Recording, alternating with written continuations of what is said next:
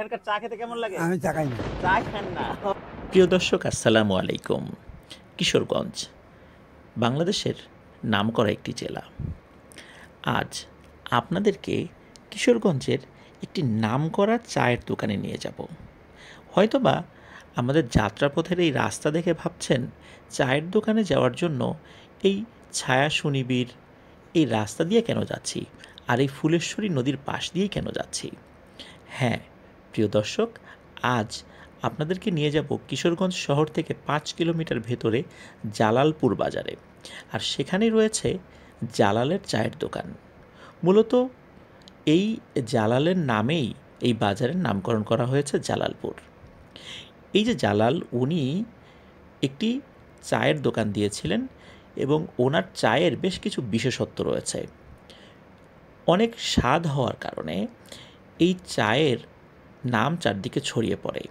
দূর দূরান্ত থেকে মানুষ এসে এই দোকানে চা খেত, যার ফলে সেখানে আস্তে আস্তে বড় বাজার হয়ে যায় এবং ওই বাজারের নাম হয়ে যায় জালালপুর।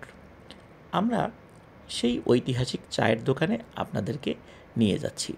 চলুন ঘুরে আসব জালালপুরের ঐতিহাসিক সেই বিখ্যাত চায়ের দোকান থেকে, আর খাবো জালালের বিখ্যাত মালাই চা।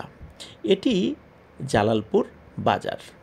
প্রিয় দর্শক, কিশোরগঞ্জ শহর থেকে প্রায় 5 কিলোমিটার ভেতরে জালালপুর নামক যে বাজার, এই বাজারে একটি দোকান রয়েছে, চায়ের দোকান। এই চায়ের একটা বিশেষত্ব রয়েছে, মালাই চা। তো আমরা এখানে এসেছি মালাই চা খাওয়ার জন্য, আর আপনাদেরকে দেখাবো এই চায়ের বিশেষত্বটা কি, কেন দূর দূরান্ত থেকে শুধু এই চা খাওয়ার জন্য মানুষ এখানে আসে। আসুন আমরা দেখব এই চায়ের কি এমন বিশেষত্ব। চায়ের কাপে চিনি তো আছেই, আর একটা বিশেষত্ব আমি শুনেছি, সেটা হচ্ছে যে এই যে দুধটা, এই দুধটা কিন্তু দেশি যে গরুগুলো মাঠে চড়ে বেড়ায়, সেই গরুর দুধ থেকে এই মালাইটা তৈরি করা হয়। এটাই হচ্ছে বিশেষত্ব। আমরা কথা বলবো যিনি এই চাটা তৈরি করেন। আপনার নাম কি ভাইয়া? আমার নাম শহীদ। শহীদ। আচ্ছা, এই চায়ের সবচেয়ে বিশেষত্বটা কি? কেন দূর দূরান্ত থেকে আপনার এই চাটা মানুষ খেতে আসে? এটা গাভী দুধ দিয়ে সামানাই তো, কিন্তু অনেক দূর তাই ভালো হয় এই কারণে। আচ্ছা, ওই যে গুঁড়া দুধ তো মিশান না, মানে একদম পিওর গাভীর দুধ? হ্যাঁ, গাভী দুধ। আচ্ছা, ভালো লাগে এই কারণে, এই জন্য দূর দূরান্ত থেকে মানুষ আসে। তা আমাদের জন্য চা বানান, আমরা খেতে চাই। মালাই চা দিছি। হ্যাঁ হ্যাঁ, মালাই চা আমরা খেয়ে দেখবো প্রিয় দর্শক কেমন লাগে। প্রিয় দর্শক, এই যে যারা বয়স্ক মুরব্বীরা আছেন তাদের মুখ থেকে শুনবো যে এই চা খেতে কেমন লাগে। মুরব্বী, কেমন লাগে চা খেতে? হ্যাঁ, খুব ভালো। দুধ চাটা কেমন? খুব ভালো। অনেকদিন ধরেই খান? অনেকদিন ধরে খাই। তো আমাদের এখানে আরেকজন মুরব্বী আছেন, এখানে টাকা বন্ধ করে দিছি। টাকা বন্ধ করে দিচ্ছেন। আপনার কেমন লাগে? চা খুব ভালো লাগে। খুব ভালো লাগে না? মানে চায়ের যে স্বাদ, সেটা তো সেরকম স্বাদ হয়, সেরকম স্বাদ হয়, মানে ভালো চা আর হয় না। মাশাআল্লাহ মাশাআল্লাহ। প্রিয় দর্শক, এখন আমরাও চা খাবো। এতক্ষণ তো শুনলাম মানুষের মুখে, আসেন ভিতরটা একটু অন্ধকার আছে, আমরা ভেতর দিকে ঢুকে যাই। এখানে ভেতরে কিন্তু অনেক মানুষ এবং অনেক ওই পাশে বসার জায়গা। আর একটা মজার বিষয় যেটা, সেটা হলো যে এই যে আমাদের চা রেডি, ওই পাশে দেখেন যে রেল লাইন, পাশে কিন্তু রেল লাইন রয়েছে, এই পাশে রেল লাইন রয়েছে।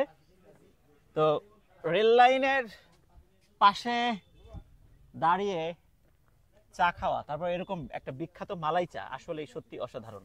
দেখি কেমন লাগে। মালাই চা আমার হাতে আছে, খাচ্ছি।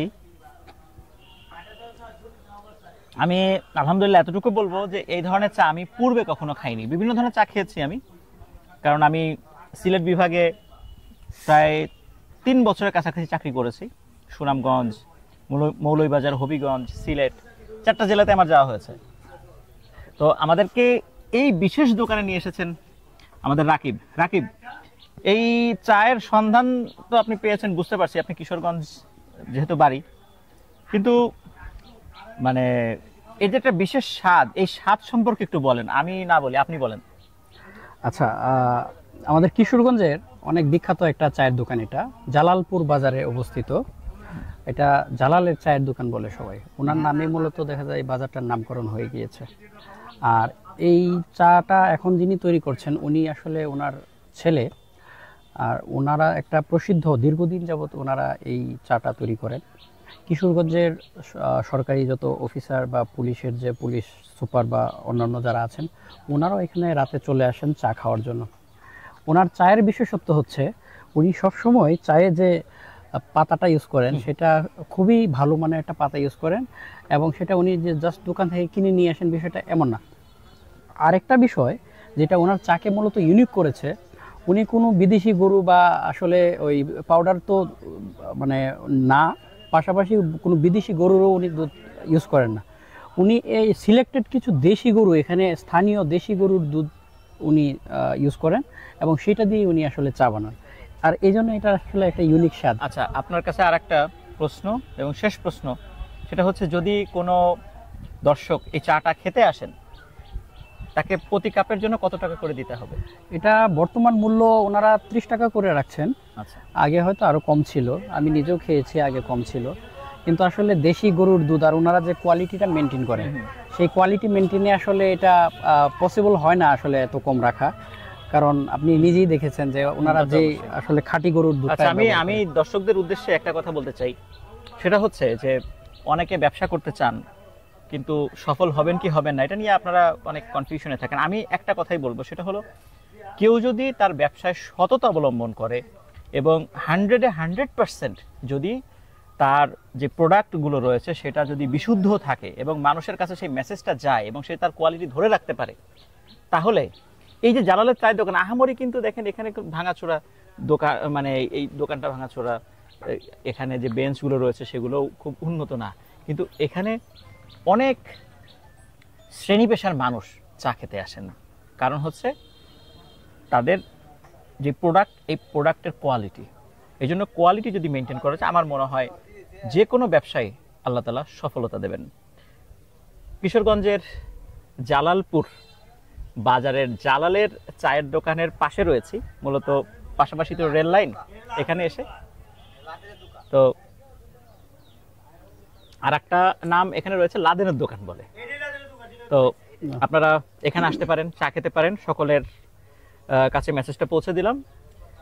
জালালের দোকানের চা খাওয়ার আমন্ত্রণ জানিয়ে আজকের ভিডিওটা শেষ করছি।